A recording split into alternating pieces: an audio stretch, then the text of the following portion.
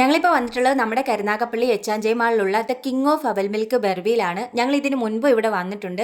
ഞങ്ങൾ ഇപ്പോഴും വരാനുള്ള റീസൺ എന്താണെന്ന് വെച്ചാൽ ക്വാണ്ടിറ്റിയുടെ കാര്യത്തിലും ക്വാളിറ്റിയുടെ കാര്യത്തിലും സൂപ്പർ ആയതുകൊണ്ടാണ് കേട്ടോ.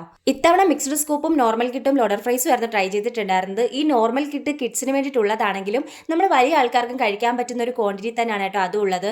അതും കിഡ്സിന്റെ അവൽ മിൽക്ക് സ്റ്റാർട്ടിംഗ് പ്രൈസ് വരുന്നത് വെറും 29 രൂപ മുതലാണ്. അപ്പോൾ ഇതെന്തായാലും നിങ്ങളൊന്ന് ട്രൈ ചെയ്ത് നോക്കണം കേട്ടോ. ഞങ്ങൾ അടുത്ത മേടിച്ചിട്ടുണ്ടായിരുന്നത് ലോഡർ ഫ്രൈസ് ആയിരുന്നു.